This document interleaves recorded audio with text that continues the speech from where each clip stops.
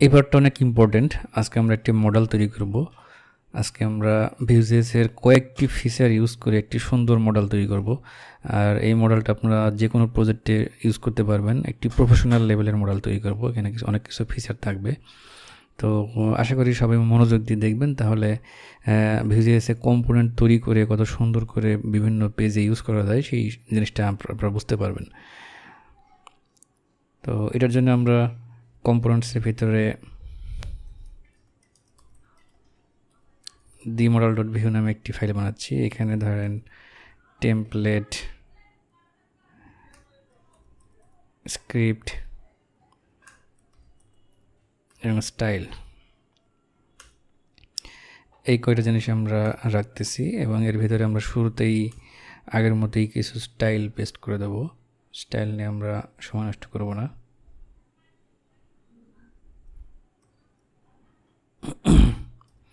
স্টাইলটা পেস্ট করে দিলাম। আর আমরা স্টেপ বাই স্টেপ কিছু কিছু ফিচার অ্যাড করবো এবং সেটার আউটপুটটা দেখব। এর জন্য আমরা শুরুতে ধরেন এখানে আমাদের মডেলের যে নামটা TheModal নামে একটি ডিভ নিচ্ছি। আর এটার আউটপুট কেমন হয় দেখার জন্য ধরেন আমরা এইখানে ইম্পোর্ট করে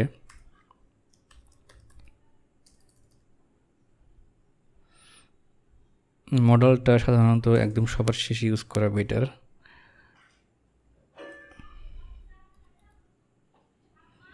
দেখেন এখানে এভাবে ইম্পোর্ট করলে অটোমেটিক্যালি ইম্পোর্ট করে দিয়েছে এবং কম্পোনেন্ট রেজিস্টার করে দিয়েছে। যদি দেই তাহলে দেখেন এটার আউটপুট দেখতে পাচ্ছি, এটা আসলে পুরো স্ক্রিন জুড়ে আসতেছে। তো এর ভিতরে আমরা আরও কিছু ক্লাস অ্যাড করি। TheModal পরে আমাদের থাকবে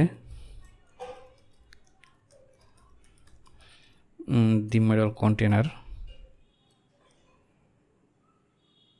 এর ভিতরে থাকবে হচ্ছে হেডার,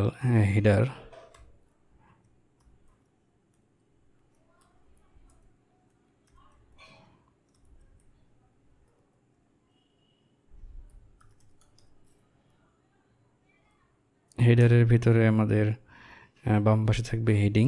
ধরেন আমি এখানে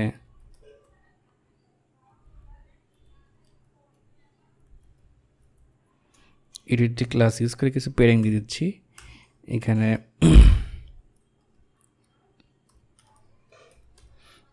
হেডিং প্রপার্টির ভিতরে যা থাকবে সেটা দেখাবো এবং এই পাশে দেখাবো হচ্ছে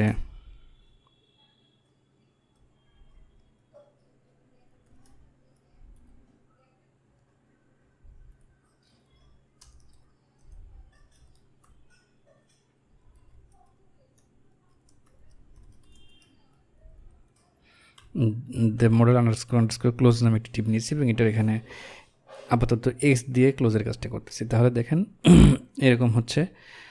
আর যেহেতু এখানে আমাদের ইউটিলিটি ক্লাস ইউজ করা হয়েছে,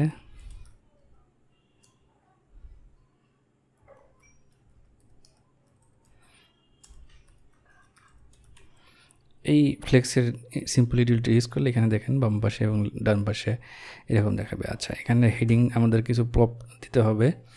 আমরা এখানে এক্সপোর্ট ডিফল্টের ভিতরে আমরা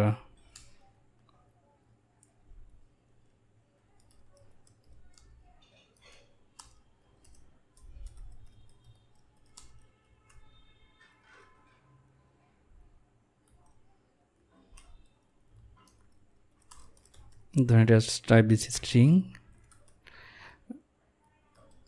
আর ডিফল্ট ভ্যালু হচ্ছে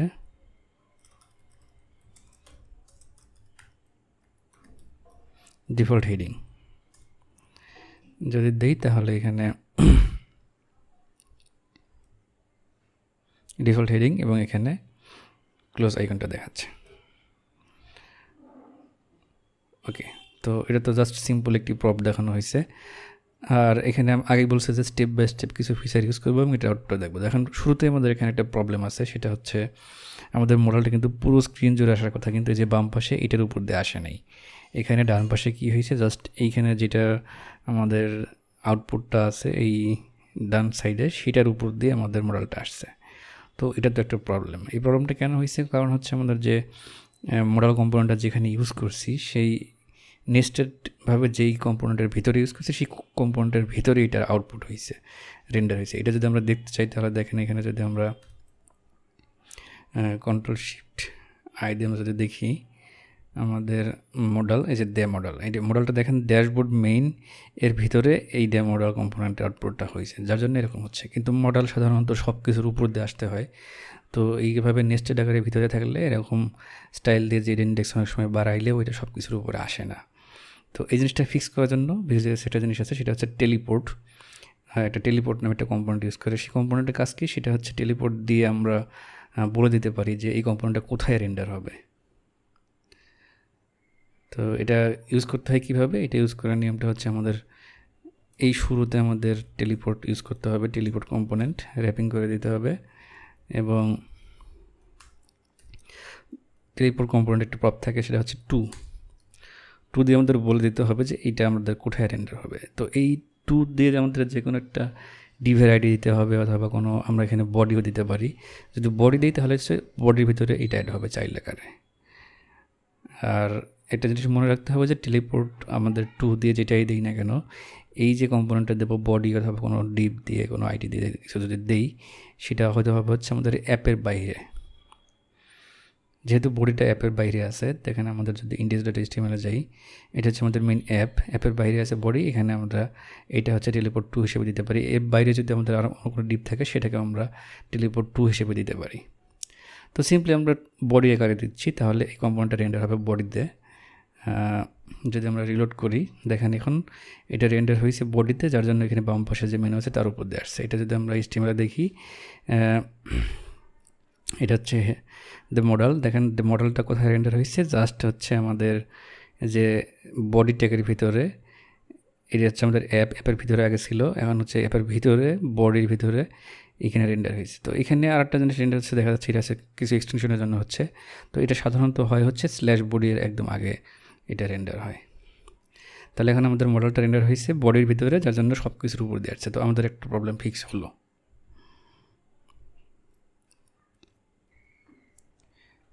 এখন আমরা আরেকটা ফিচার অ্যাড করবো, সেটা হচ্ছে আমাদের এখানে দেখেন এই মডেলটা অলওয়েজ দেখাচ্ছে। তো আমাদের তো এটা অলওয়েজ দেখালে হবে না, আমাদের এখানে যখন অ্যাড নিউ বাটনে ক্লিক করবে শুধু তখনই দেখাতে হবে। তো এটার জন্য আমরা VueModal ইউজ করতেই পারি। আমরা কীভাবে VueModal ইউজ করতে হয় এটা অলরেডি শিখে আসছি। আমরা এখানে এটার জন্য আমরা মডেল ভ্যালু নামে আরেকটি প্রপার্টি নিচ্ছি। এটা টাইপ দিচ্ছি হচ্ছে বুলিয়ান,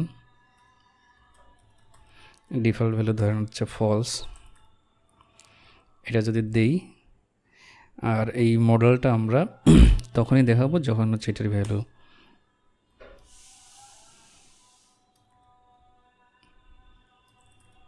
মডেল ভ্যালুটা ট্রু থাকে। এটা যদি দেই তাহলে আমাদের এখানে শুরুতে এটা দেখাচ্ছে না। আমাদের যেহেতু মডেল ভ্যালু কোনো পাস করা হয় না এখানে, ডিফল্টভাবে ফলস, এটা দেখাচ্ছে না। তো VueModal কীভাবে বাইন্ড করতে হয় এটাও আমরা যে শিখে আসছি। তো এটার জন্য আমাদের এখানে আমরা ডেটা প্রপার্টির ভিতরে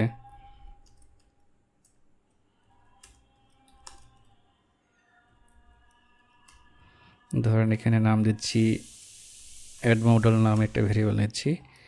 এটা শুরুতে ফলস ছিল, এবং এই ভেরিয়েবলটাকে যদি আমরা এখন VueModal হিসেবে বাইন্ড করি এখানে,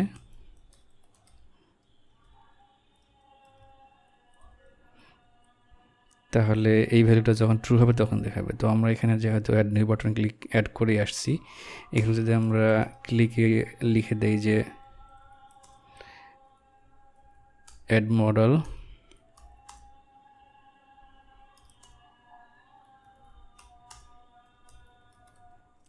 ক্লিকে যদি TheModal ট্রু করে দিই তাহলে এটা দেখাবে। তাহলে যদি আমরা এখানে সেখানে কিছু একটা এরর হয়েছে,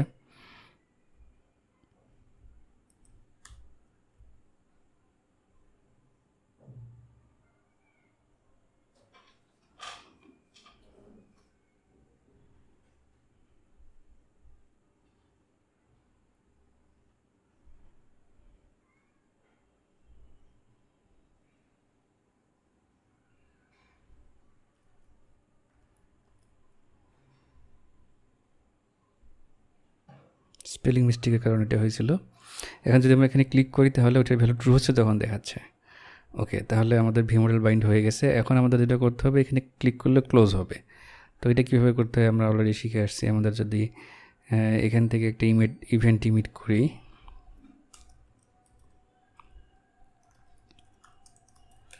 একটি মেথড বানাচ্ছি, সেই মেথড থেকে আমরা একটি ইভেন্ট ইমিট করব। তো এটার জন্য আমাদের এখানে মেথডস এর ভিতরে যদি একটি মেথড বানাই, এর কাজ হবে কি, আপনারা জানেন যে ভিউমডেল অ্যাড করলে সেই ভ্যালুটা আপডেট করতে হলে আমাদের লিখতে হয়েছে দিস ডট আমাদের ইভেন্টের নাম দিতে হয় হচ্ছে আপডেট,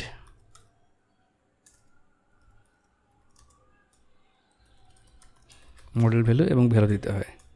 তো ক্লোজ করার সময় এটা ভ্যালু যদি ফলস দিই তাহলে এটা অটোমেটিক্যালি ফলস হয়ে যাবে। তাহলে আমাদের যদি এখানে এটা রিলোড করে দেখি, ক্লিক করলে ওপেন হচ্ছে এবং এখানে ক্লিক করলে ক্লোজ হচ্ছে। তাহলে ওপেন এবং ক্লোজ এই কাজটা আমাদের হয়ে গেছে। এখন আমরা আর একটু ডাইনামিক করি এটাকে। ধরেন হেডিংটা ছিল ডিফল্ট হেডিং, আমরা যদি এখানে একটা হেডিং দিয়ে দিই যে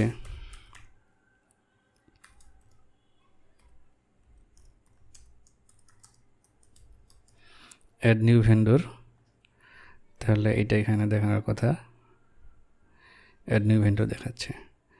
আর একটা কাজ করবো হচ্ছে এর ভিতরে, মডেলের ভিতরে কি হবে এটা এখানে আমরা দিয়ে দেবো। ধরেন আমি এখানে একটা এইচ টু ট্যাগ দিয়ে ধরুন ইন্টার ভেন্ডর ডিটেল দিচ্ছি। তাহলে এটা যদি আমরা এখানে দেখাইতে চাই তাহলে আমাদের মডেল হেডার যেরকম নিয়েছিলাম, এখানে আমাদের আর একটা ক্লাস নেওয়া আছে, সেটা হচ্ছে মডেল বডি।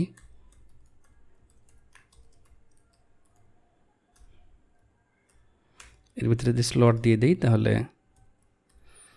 এখানে স্লট হিসেবে যেটা দেবে সেটা এখানে দেখাবে।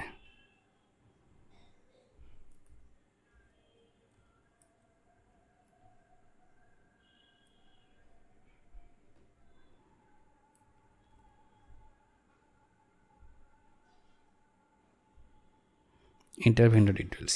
ওকে, জাস্ট সিম্পলি আমরা এখানে ফর্ম আপাতত দিচ্ছি না, জাস্ট এটা দেখাই দিলাম। তো তাহলে আমাদের মডেল প্রায় রেডি। এখন আমাদের আর একটা ফিচার অ্যাড করবো, সেটা হচ্ছে মডেল কিন্তু এখানে ক্লিক করার সাথে সাথে চলে আসতেছে এবং ক্লিক করার সাথে সাথে চলে যাচ্ছে, এখানে কোনো অ্যানিমেশন হচ্ছে না।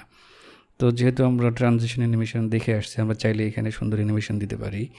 তো অ্যানিমেশন, ট্রানজিশন অ্যানিমেশন কীভাবে কাজ করি এটা যেহেতু আমরা অলরেডি জানি, আমি সিম্পলি এখানে দেখিয়ে দেবো। সেটা হচ্ছে এইখানে যে ভি শো আছে, অর্থাৎ কন্ডিশনালি যদি কোনো কিছু শো এবং হাইড হয় সেখানে আমরা ট্রানজিশন অ্যানিমেশন ইউজ করতে পারি। তো এটার জন্য আমি এখানে transition name is equal to fade দিলাম। তাহলে এই নামে যে সিএসএস ক্লাস আছে সেই রকম এখানে অ্যানিমেশন হবে, এটা আপনারা জানেন। তো এই ফেড দিয়ে দিয়েছি কারণ হচ্ছে আমাদের অলরেডি এক্সাম্পল ডেট সিএসএসে যে ফেড ড্যাশ ইন্টারঅ্যাক্টিভলি একটি আমাদের স্টাইল অ্যাড করা আছে, তাহলে আমাদের ফেড অ্যানিমেশন এখানে দেখতে পাবো। তাহলে যদি আমরা এখানটা রিলোড দিয়ে দেখি তাহলে দেখেন অ্যাড নিউ মডেলে ক্লিক করলে যে ধীরে ধীরে ফেড ইন হচ্ছে এবং ফেড আউট হয়ে চলে যাচ্ছে। তাহলে আগের চেয়ে একটু বেটার, কিন্তু এখানে আমরা আর একটা অ্যানিমেশন অ্যাড করবো। সেটা হচ্ছে আমাদের দেখেন এখানে ধীরে ধীরে ফেড ইন হবে, ধীরে ধীরে ফেড আউট হবে। এটা হচ্ছে পুরো মডেলে, এবং আমাদের যে মডেল কন্টেনার আছে এইটা হচ্ছে জুম আউট থেকে জুম ইন হবে ধীরে ধীরে। আমরা এই অ্যানিমেশনটাও অ্যাড করব। তো এটা করার জন্য আমরা আরেকটা ট্রানজিশন নেব, সেটা হচ্ছে এই কন্টেনারের আগে